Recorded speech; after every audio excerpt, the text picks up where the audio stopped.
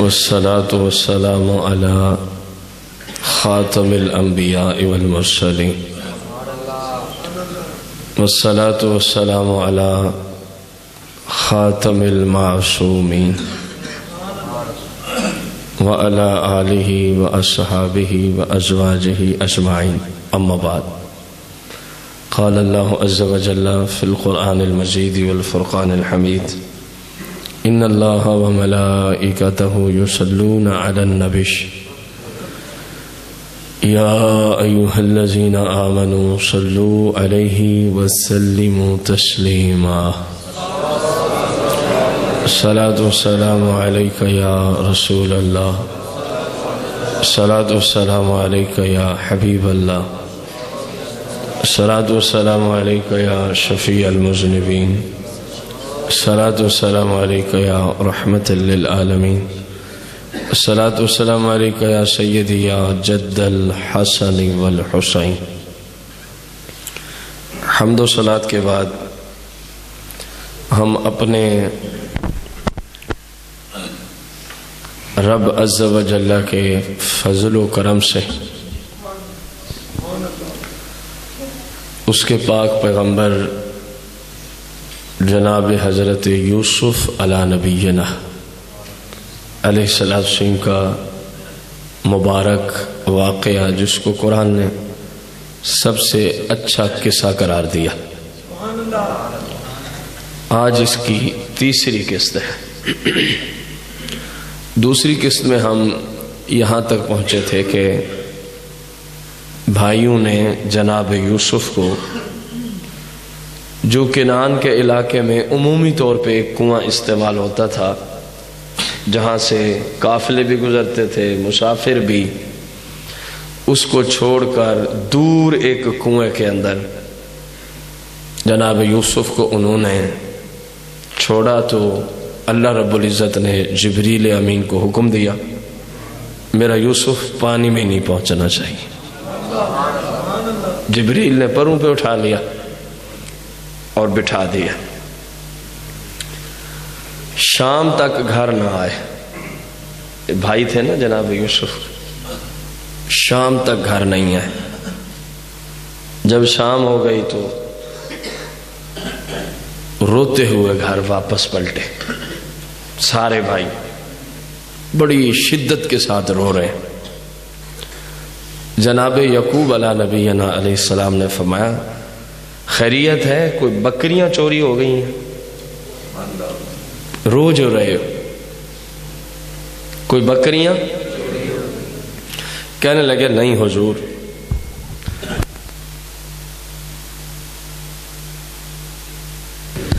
فرمایا کوئی اور نقصان ہوا ہے اور میرا یوسف کہاں ہے؟ پتہ تو سارا ہی تھا نا پیغمبر علیہ السلام۔ فرمایا کوئی اور نقصان ہوا ہے اور میرا یوسف کہاں ہے؟ روتے روتے نا انہوں نے وہ جناب یوسف کا کرتا مبارک، جس کو بکری کا ایک بچہ ذبح کر کے اس کے خون میں خون آلودہ کیا تھا، وہ اپنے باپ کے سامنے پیش کیا اور عذر کرنے لگے کہ حضور، ہم بھائیوں نے یہ آپس میں مشورہ کیا تھا کہ سامان کے پاس جناب یوسف کو بٹھاتے ہیں، ہم نے دوڑ کے اندر مقابلہ لگانا تھا آپس میں بھائیوں نے، ہم دوڑنے لگے، مقابلہ جو تھا ہمارا، ہر بندے کی کوشش میں آگے ہی نکل جاؤں۔ سامان کے پاس ہم نے بٹھایا تھا جناب یوسف علیہ السلام کو۔ بس کیا ہوا حضور، ہماری غفلت ہی سمجھ لیں، جب ہماری دوڑ کا مقابلہ ختم ہوا، ہم واپس آئے تو بس یہ خون آلودہ جناب یوسف کا مبارک قمیض ہی ملا ہے، یوسف نہیں مل سکے۔ آپ نے فرمایا چلو مجھے دو جناب یوسف کا کرتا۔ انہوں نے یوسف کا کرتا دیا تو جناب نے کرتے کو کھولا، کٹھا کر کے لائے تھے نا جی، فولڈ کر، تو تہ بتہ لگا کے لائے تھے۔ جناب یوسف کے کرتے کو کھولا تو اول سے آخر تک کرتا خون آلود تو ہے، لیکن کسی ایک جگہ بھی 1 انچ کی پھٹن نہیں ہے۔ جناب یعقوب علیہ السلام فرماتے ہیں یار کیسا وہ دانشور بھیڑیا تھا، تم کہہ رہے ہو کہ بھیڑیا کھا گیا، کیسا دانشور بھیڑیا تھا، میرے پورے یوسف کو کھا گیا، مجال ہے کہ ان کی قمیض کو 1 انچ بھی پھٹن آئی ہو۔ پتہ نہیں اتنا عقل مند بھیڑیا پھر کہاں سے آیا تھا۔ عقل والوں کے لیے کافی تھا یہ جملہ کہ ہمارا باپ کہاں سے بول رہا ہے۔ دیکھیں قرآن مجید بیان کرتا ہے اسی چیز کو، وَجَاءُوا آبَاءَهُمْ عِشَاءً يَبْكُونَ، وَجَاءُوا اور وہ آئے یوسف کے بھائی، آباءہم اپنے والد محترم کے پاس، عشاء شام کے وقت آئے، شام کے وقت رات ہو چکی تھی، حال کیا تھا، یبکون بڑے رو رہے تھے، یوسف کی جدائی میں رو رہے تھے، یوسف کی جدائی میں رو رہے تھے۔ قالو تو بولے بیٹے، یا ابانا اے ہمارے پیارے باپ، انا ذہبنا نستابقو ہم تو چلے گئے دوڑ کا مقابلہ کرنے، نستابق دوڑ کا مقابلہ کرنے، وترکنا یوسف عند متاعنا اور اپنے سامان کی حفاظت کے لیے ہم کن کو بٹھا کے گئے تھے، جناب یوسف، فاکلہ الذئب جب واپس ہم پلٹے مقابلے کے بعد تو فاکلہ الذئب جناب یوسف کو کیا کھا گیا تھا، بھیڑیا کھا گیا۔ وما انت بمؤمن لنا یہ ہمیں پتہ ہے حضور آپ ہماری بات کا یقین نہیں کریں گے، وما انت بمؤمن لنا کسی صورت بھی آپ نے ہماری اس بات کو ماننا، ولو کننا صادقین اگرچہ ہم سچے ہیں، اگرچہ ہم سچے ہیں۔ جناب یوسف کے باپ کا اللہ کے پاک پیغمبر کا آخر میں جواب بھی دیکھنا کتنا مبارک جواب، وَجَاءُوا عَلَىٰ قَمِيصِهِ اور وہ پلٹے جناب یوسف کی قمیض مبارک لے کر، کرتا لے کر، کیسی تھی، بِدَمٍ کاذب، دم کہتے ہیں خون کو، کاذب جھوٹا خون، ایسے خون کے ساتھ خون آلود کیا ہوا تو جھوٹا تھا، کہہ رہے ہیں یوسف کا خون ہے حالانکہ بکری کے بچے کا خون ہے۔ یہ عبداللہ بن عباس کی تفسیر ہے کہ بکری کے بچے کو ذبح کر کے اس کا خون لگا کے لائے تھے۔ جب یہ ساری بات سنا دی، قال جناب یعقوب علیہ السلام نے ارشاد فرمایا، بل سولت لکم انفسکم امرا، فرمایا بھیڑیے نے نہیں کھایا میرے بیٹے کو، میرے بیٹے کو بھیڑیے نے نہیں کھایا، بل سولت لکم انفسکم بلکہ یہ تو تمہارے دلوں نے ایک بات گھڑ لی تھی، وہی تم نے آ کے مجھے سنا دی۔ دیکھو پوری بات سنا دی جیسے انہوں نے منصوبے بنائے، یہ تمہارے دلوں میں بات اٹھی تھی، تم نے منصوبہ بنایا تھا یہ کر کے یہ جا کے کہہ دیں گے، تم نے منصوبہ بنایا تھا میرے یوسف کے خلاف اور مجھے آ کے سنا دیا۔ خیر فصبر جمیل، پیغمبر کی شان ہی یہی ہے، فصبر فرما صبر کرنا بہت ہی اچھا ہوتا ہے، صبر کرنا بہت ہی خوبصورت ہوتا ہے۔ واللہ المستعان علی ما تصفون، البتہ بات یہ ہے جو کچھ تم من گھڑت کہانی مجھے سنا چکے ہو، میں اس پوری تمہاری کہانی پر جو کچھ تم نے میرے یوسف کے ساتھ کیا، اس پورے معاملے پر واللہ المستعان میں اپنے رب سے ہی مدد چاہتا ہوں، میں اپنے رب سے ہی مدد چاہتا ہوں۔ اب وہ جو کنواں تھا میں آپ کو پہلے کر چکا، جس کنویں پہ اکثر قافلے وہاں سے گزرتے ہوئے ٹھہرتے تھے، اس میں نہیں ڈالا، دور کے کنویں میں، کہ اس میں ڈالتے کوئی کنان کا بندہ ہی آئے پانی لینے، وہ جا کے جناب یعقوب کو بتا دے جناب آپ کا بیٹا تو کنویں میں ہے، اس لیے دور کے کنویں میں ڈالا۔ لیکن ڈیوٹی لگی ہوئی تھی بھائیوں کی، ہر روز جا کے کنویں پہ دیکھنا ہے کیا ہو رہا ہے، بیٹھے ہیں، کوئی لے گیا ہے، زندہ ہیں یا شہید ہو گئے، ہر روز ہی کنویں پہ جاتے تھے جناب یوسف کے نگہبانی کی غرض سے۔ ہوا یہ پھر رب کا نظام تو رب کا ہی ہے نا جی، وہ تو ایسا مالک ہے، اب وہ وقت تو نہیں خیر ضمناً، وہ تو ایسا مالک ہے، جب فرعون بدماش بیویوں سے شوہروں کو جدا کر کے پورا ایک شعبہ اس نے کھڑا کر دیا کہ کوئی شوہر بیوی کے پاس نہ جائے، کیونکہ بچہ پیدا ہوگا تو میری سلطنت تباہ ہو جائے گی۔ اور آرڈر دیا جو بچہ پیدا ہو ماں کے سامنے ذبح کر دو، فوج ہر گھر پہ مسلط ہے، فوج ہر گھر پہ۔ وہ رب تو وہ ہے، فرمایا بچہ بھی پیدا ہوگا، پرورش بھی اے فرعون تیرے محل میں پائے گا، اور پیسے بھی تو دے گا، مزے کی بات دودھ بھی ماں ہی پلائے گی۔ میں تو پھر رب ہوں نا، یہ قرآن میں موجود ہے، آپ سب کو پتہ ہے اس واقعہ۔ یہ مرضی جو کر لیں، رب تو پھر رب ہے نا جی۔ ایک قافلہ آتا ہے، مدین سے جا رہا تھا مصر کو تجارت کی غرض سے۔ اللہ کا کرنا ایسا ہوا کہ وہ قافلہ راستہ ہی بھول گیا۔ وہ جس کنویں پہ اکثر قافلے آ کے رکتے پانی لیتے پھر آگے، وہ راستہ ہی قافلہ بھول گیا۔ جب بھولا تو رب نے اس راستے پہ ڈالا جس میں جناب یوسف آتے تھے، جس میں جناب یوسف آتے تھے۔ جب ادھر سے آئے، اور سوال تو ہوگا نا یہاں ذہن میں ایک سوال اٹھ سکتا ہے کہ کنواں تو ادھر بھی تھا، لوگ ادھر کیوں نہیں جاتے تھے؟ لوگ ادھر کیونکہ اس کنویں کا پانی نہایت ہی کڑوا تھا، ترش تھا، پینے کے قابل نہیں تھا، ایک دوسرے کو روکتے تھے ادھر نہیں جانا، اس کا پانی پینے کے قابل شدید ترین ترش اور کڑوا پانی تھا۔ آج یہ قافلہ بھٹک گیا، جا پہنچا اسی راستے۔ ظاہرے منزلیں ہوتی تھیں اس زمانے میں، فلاں منزل فلاں منزل فلاں منزل، منزلوں پہ ٹھہر کے اپنا کھانا پینا اور پانی کا اہتمام ہوتا تھا۔ کوئی آج والا جدید دور تو تھا نہیں، ہر جگہ ہوٹل کی سہولت میسر ہے، یہ بھی اللہ کا فضل ہے۔ ہم جتنا مرضی سفر پہ جائیں کھانا پینے کی سہولت میسر ہے، رہائش کی سہولت بھی میسر ہے۔ اس وقت تو خیمے ساتھ لے کے جانے پڑتے تھے، کھانے پینے کا سامان اپنے، آٹا گوندو سالن بناؤ روٹی کھاؤ بس۔ ادھر آ کے ٹھہرے بھی چلو کنواں ہے قریب، پانی لے لیتے، کھاری پانی ہے، پینے کے قابل نہیں ہے، پینے کے۔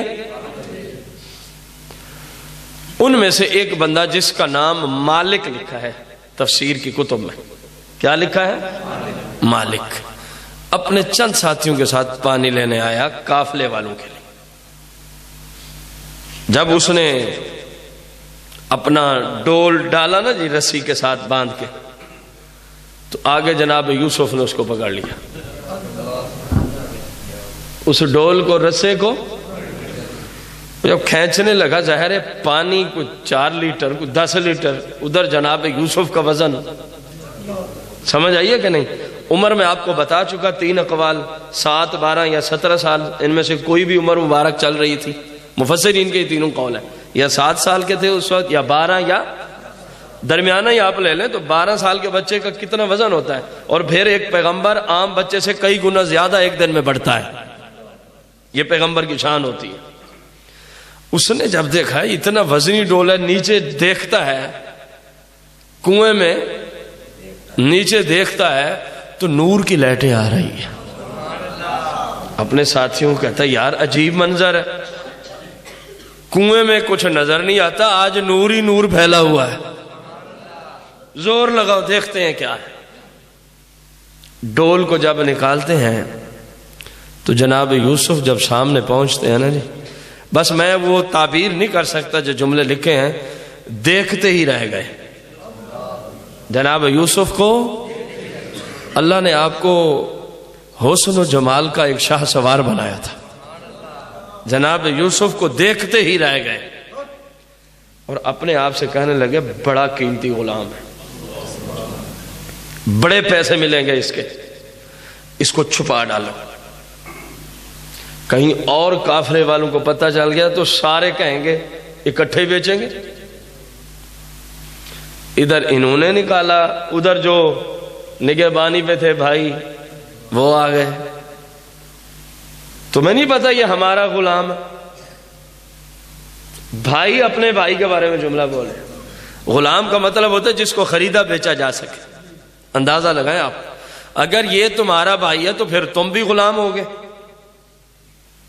آزاد کا بھائی غلام تو ہو نہیں سکتا. کہنے لگے یہ ہمارا معاذ اللہ بھائی نہیں غلام ہے، اور معاذ اللہ یہ بھگوڑا غلام ہے، یہ کسی کام کا نہیں، استغفر اللہ العظیم. انہوں نے اس طرح کے جملے بولے. آپ لوگ ہم سے خریدیں گے؟ کہیں دور جا کے بیچ ڈالنا، یہ ادھر واپس ہی نہ آئے کبھی کنان کے علاقے میں. انہوں نے کہا بتاؤ کتنے پیسے لینے؟ کہنے لگے بس 20 روپے کافی ہے. بس 20 روپے؟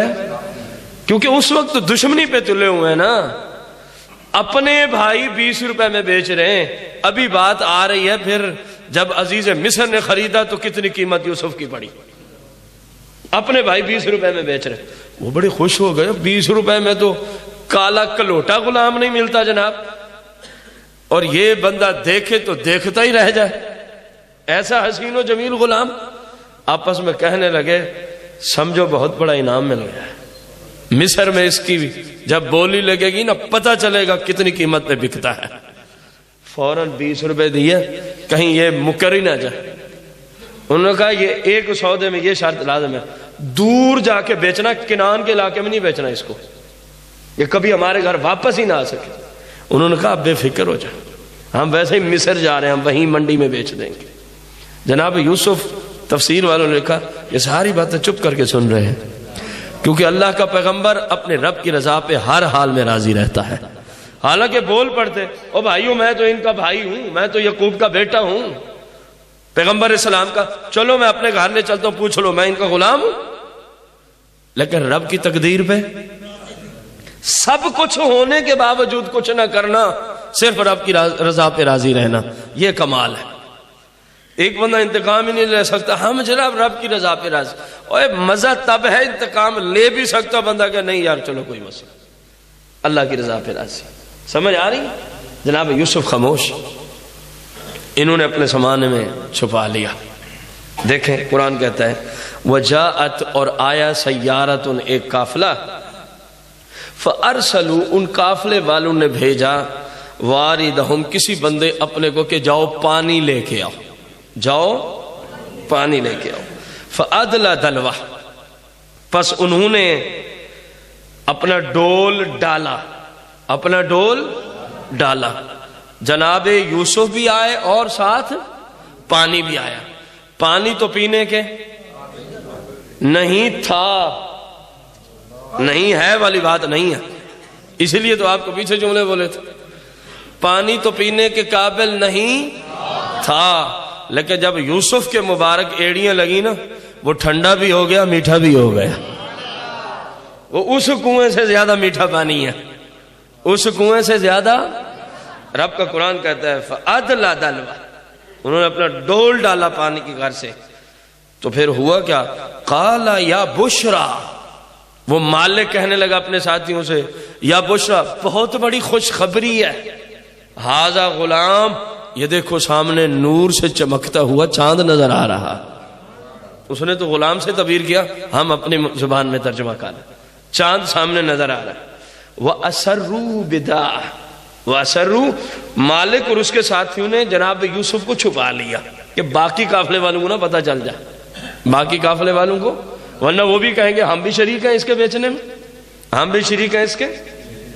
اللہ فرماتا ہے واللہ علیم بما یعملون، اللہ تو جانتا ہے یہ جو کچھ بھی کر رہے ہیں، اللہ تو جانتا ہے. یہ ادھر سے بھائی آ گئے، ہمارا غلام ہے، میں پیچھے آپ کو ذکر کر رہا ہے قرآن. وَشَرَوْا، بھائیوں نے بیچا ہو جناب یوسف کو، بِثَمَن، پیسوں کے بدلے. یا اللہ کیسے تھے؟ فرمایا بخس دراہم، بہت کم قیمت ڈالی انہوں نے میرے یوسف کی، صرف 20 روپے میں بیچ دیا، صرف 20 روپے میں. وَكَانُوا فِيهِ مِنَ الزَّاهِدِينَ، اور وہ جناب یوسف میں کوئی رغبت ہی نہیں رکھتے تھے. کوئی رغبت ہوتی تو چلو کوئی زیادہ پیسے مانگتے، ان کا بس کسی طریقے سے معاذ اللہ ہماری جان چھوڑ جائے، یہ کنان سے دور چلا جائے، بس اپنا مقصد پورا ہو گیا. اب کیا ہوا؟ قافلہ چل پڑا. جو مدین سے جا رہا تھا تجارت کی غرض سے، کہاں؟ مصر میں. قافلہ پہنچ گیا مصر میں. مصر کے اندر ایک منڈی تھی جہاں پہ غلام بکتے تھے. جیسے یہ نہیں جانوروں کی منڈیاں ہوتی ہیں آپ کو سمجھانے کے لیے، غلہ منڈی ہے جی، سبزی منڈی ہے جی، اس کا مطلب ہے جو منڈی ہے وہاں وہی چیز کثرت سے بک رہی ہوتی، تو وہ تھی غلاموں کی منڈی۔ شریعت میں غلام کی خرید و فروخت بالکل جائز ہے، لیکن اب پوری دنیا میں غلام اور لونڈی کہیں بھی پائے نہیں جاتے۔ غلاموں کی منڈی میں جناب یوسف کو بھی ایک جگہ جا کے کھڑا کر دیا گیا۔ مالک کہنے لگا جی لگاؤ بولی، تو بولی لگنی شروع ہو گئی۔ جو بھی جناب یوسف کو ایک نگاہ دیکھتا تو بس دیکھتا ہی رہ جاتا، وہ جتنا بڑا مرضی تاجر ہوتا، جتنے مرضی بڑے زیادہ پیسے لگا دیتا، جناب یوسف کو جو لے کے گیا مالک نامی شخص کہتا نہیں نہیں یہ پیسے کم ہے، غلام کی شکل و صورت تو دیکھ۔ آنن فانن پوری منڈی کے تاجروں کا رخ جناب یوسف کو رب نے کر دیا۔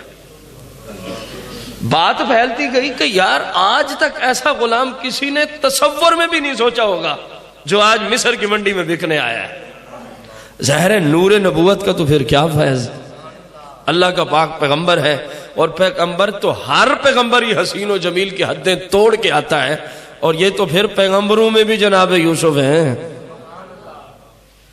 بات چلتے چلتے عزیز مصر تک جا پہنچی، بولی چل رہی ہے، بولی عزیز مصر تک اس کی فوج پہنچی کہ آج ایک غلام بکنے آیا تیرے شہر مصر میں۔ غلام تو نہیں ہے، جو دیکھے بس دیکھتا ہی رہ جاتا ہے۔ اس نے کہا فوراً چلو کوئی اور نہ خرید لے، کیونکہ بادشاہوں کا شوق ہوتا تھا اچھی سے اچھی چیز ہمارے محل میں ہو، ہر اعتبار سے کسی بھی شعبے کی چیز خریدیں تو بادشاہوں کا شوق ہوتا ہے سب سے اچھی چیز ہمارے پاس۔ بولیاں لگ رہی ہیں، ادھر سے عزیز مصر بھی آ جاتا ہے، یعنی مصر کا وزیر اعظم، مصر کا یہ لقب تھا عزیز مصر، نام نہیں اس کا، مصر کا وزیر اعظم وہ بھی آ جاتا ہے۔ اب اس نے آ کے جو بولی لگائی نا تو پھر سارے تاجر ہی پیچھے ہٹ گئے۔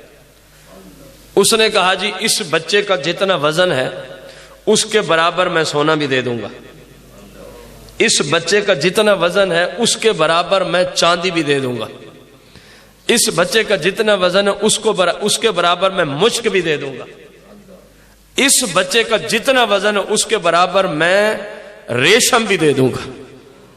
چاروں چیزیں قیمتی تھیں، ہائی کوالٹی کی قیمت کی تھیں۔ جب اس نے یہ بولی لگائی نا، یوسف کا وزن ایک دفعہ ایک پلڑے میں یوسف کو بٹھاؤ اور دوسرے پلڑے میں سونا رکھو اٹھا لو، پھر دوسرے پلڑے میں چاندی رکھو برابر کر کے اٹھا لو، پھر ریشم رکھو برابر کر کے، پھر مشک رکھو برابر کر کے، میں یہ قیمت دینے کے لیے تیار ہوں، کوئی ہے تاجر تو بولی لگا۔ اب کس کی ضرورت تھی، اتنی قیمت جناب یوسف کی لگ چکی، اور ان کو یہ بھی پتا ہے یہ وزیر اعظم ہے، ہم بڑھیں گے تو یہ ڈبل کر دے گا وزن، اگر کوئی اول تو یہاں تک آ ہی کوئی نہیں سکتا۔ تو سارے تاجر پیچھے ہٹ گئے۔ اس نے مالک نامی شخص سے پوچھا ہاں جی سودا اس پہ قبول ہے؟ جو 20 روپے صرف دے کے گیا تھا وہ بھی چاندی کے سکے، سونے کے بھی نہیں تھے، 20 درہم دینار بھی نہیں تھے، تو اس کو اب پتہ نہیں کتنے من سونا مل رہا ہے، کتنے کلو سونا مل رہا ہے، کتنے کلو، اور کتنے کلو چاندی، اور کتنے کلو مشک، اور کتنے کلو ریشم، ہر چیز ہی مہنگی ہے، ہر چیز ہی۔ اس نے کہا جی مجھے قبول ہے، کیونکہ آپ کے بعد کوئی بولی لگانے والا رہا ہی نہیں ہے۔ تو جناب یوسف کو عزیز مصر کے سپرد کیا گیا۔ عزیز مصر اپنی فوج کو کہتا ہے بچے کو محل لے کے آؤ، بچے کو، رب کا قرآن کہتا ہے وقال، اور کہا الذی، اس شخص نے، اشترا، جس نے خریدا، ہو جناب یوسف کو، من مصر، کہاں کا رہائشی تھا؟ مصر کا، مصر کا وزیر اعظم تھا۔ کہنے کس کو لگا؟ لامرأتہ، اپنی بیوی زلیخا کو کہنے لگا، اکرمی، عزت کرنا اس کی، اکرمی، اس کی کیا کرنا؟ اب آپ اندازہ لگائیں، غلاموں کو تو حیوانوں سے ابتر حالت میں رکھتے تھے مالک، اور یہ وزیر اعظم ہو کے اپنی ملکہ کو کہہ رہا ہے، اپنی بات شہزادی کو کہہ رہا ہے، بیوی کو، اکرمی، اس کی کیا کرنی ہے؟ یہ سارا نظام رب بھی کروا رہا تھا. فرمایا غلام کی حیثیت سے جب ہے نہیں تو پھر غلام کی حیثیت سے رہیں کیوں؟ کہا جی اس کو شہزادہ بنا کے رکھنا. کیا بنا کے رکھنا؟ اکرمی مسواہو، شان و شوکت سے رکھنا ہے، شہزادگانہ زندگی بسر کرے. کیوں؟ عسیٰ ان ینفعنا، لگتا ہے کہ اس سے ان قریب ہمیں فائدہ پہنچے گا، اس سے ان قریب ہمیں فائدہ، او نتخذہ ولدا، یا ہم اس کو اپنا بیٹا ہی بنا لیں گے. یہ غلام تو ہے نہیں، شکل و صورت غلاموں کی ایسی نہیں ہوتی. او نتخذہ ولدا، کیونکہ ہماری اولاد تو ہوئی نہیں ہے، کیونکہ وہ عزیز مصر اولاد کے قابل ہی نہیں تھا. سرے سے شادی تو اس نے کر لی لیکن وہ اس قابل ہی نہیں تھا. تو کہنے لگا چلو ہم اپنا بیٹا بنا لیں گے. اللہ فرماتا ہے وَكَذَلِكَ مَكَّنَّا لِيُوسُفَ فِي الْأَرْضِ، ہم نہیں جناب یوسف کو شاہی محل میں جگہ عطا فرمائی. ہم نہیں جناب وَكَذَلِكَ مَكَّنَّا، ہم نہیں ٹھکانہ عطا فرمایا ہے لِيُوسُفَ فِي الْأَرْضِ، جناب یوسف زمین کے اندر. اب وہ محل میں پہنچ گیا. زلیخا نے جناب یوسف کو دیکھا تو پھر دیکھتی رہ گئی. صرف زلیخا کی بات تو نہیں ہے، جو بھی دیکھتا دیکھتا ہی رہ جاتا. اللہ فرماتا ہے وَلِنُعَلِّمُهُ مِن تَأْوِيلِ الْأَحَادِيثِ، ہم جناب یوسف کو باتوں کا انجام بھی سکھلا دیں گے. وَاللَّهُ غَالِبٌ عَلَىٰ أَمْرِهِ، اور اللہ اپنے معاملے میں ہر ایک پہ غالب ہے، وہ جیسے چاہتا ہے وہی ہو کے رہتا ہے. وَلَكِنَّ أَكْثَرَ النَّاسِ لَا يَعْلَمُونَ، لیکن اکثر لوگوں کو علم نہیں ہے اس بات کا. یوسف کے بھائیوں نے تو اس لیے جناب یوسف کو بھیجا کہ ہمارے باپ کی توجہ ہماری طرف ہو جائے، ہماری شان و شوکت جناب یوسف سے زیادہ ہو جائے. رب فرماتا ہے ان کو پتہ ہی نہیں ہے، ہم جس کو شان دیتے ہیں سارے جہان بھی روکنے والا کھڑا ہو جائے تو تب بھی اس کو شان مل کے رہتی ہے. فرمایا اکثر لوگ جانتے نہیں، ان قریب ان کو بھی سمجھ آ جائے گی اور یہ اپنے منہ سے بولیں گے. یہ آگے کسی قسط میں آئے گا، قرآن میں موجود ہے. یہ اپنے منہ سے بولیں گے یوسف ہم نے کوشش تو بڑی کی لیکن شان تیری ہی زیادہ ہے. یہ اپنے منہ سے جا کے ایک دن بولیں گے. اللہ نے فرمایا لیکن ان بیچاروں کو پتہ نہیں ہے، ان بیچاروں کو. اب جناب یوسف شاہی محل میں تشریف لے آئے اور بادشاہ کا حکم ہوا کہ اس کو ایسے رکھنا ہے جیسے وزیر اعظم کے بیٹے کو رکھا جاتا ہے، شہزادے کے طور پہ زندگی بسر کرے. یہاں پہ ساری سہولیات وہی ہیں جو شاہی محل میں شہزادے کو ہوتی ہیں. یہاں تک اللہ کے فضل سے ہم پہنچ گئے تو اللہ نے زندگی رکھی، صحت بھی رہی. تو انشاءاللہ الرحمن اس کی چوتھی قسط کے اندر پھر اس سے اگلا مرحلہ جو قرآن بیان کرتا ہے اس کو پڑھیں گے. اللہ رب العزت مجھے آپ سب کو اللہ کے قرآن کو سیکھ کر اس پر عمل کرنے کی توفیق عطا فرمائے. آج کے پورے درس میں ہمیں ایک چیز اہم ترین ملی کہ اللہ کی طرف سے جو کچھ بھی ہو اس پہ کیا کرنا چاہیے؟ صبر. دیکھیں نا یوسف بولتے سارا نظام ہی ان کا ختم ہو جاتا، لیکن رب کا حکم تھا جناب یوسف میرے معاملے پہ پھر ابھی فی الوقت صبر سے کام لینا ہے، فی الوقت صبر سے کام لینا. کچھ ہو جائے، باپ مر جائے، ماں مر جائے، بیوی مر جائے، سارے گھر کے مر جائیں، رب کا فیصلہ ہے نا جی. ہمیں حکم کیا ہے؟ آنکھوں سے آنسو کی اجازت ہے لیکن رب کے خلاف جملے نہیں بولنے، رب کی شان کے خلاف جملے بالکل. اللہ کی ذات پہ صبر. چلتا ہوا کاروبار ٹھپ ہو جائے کوئی پریشانی نہیں، پیدا رب نے کہ اسی نے روزی دینی، اپنے رب کی رضا پہ راضی رہنا ہے. اللہ رب العزت ہمیں نیکیاں کرتے ہوئے صبر کی توفیق دے اور گناہوں سے بچنے پر اللہ رب العزت ہمیں صبر کی توفیق عطا فرمائے. آمین بجاہ نبی الکریم علیہ الصلوۃ والتسلیم. فاتح.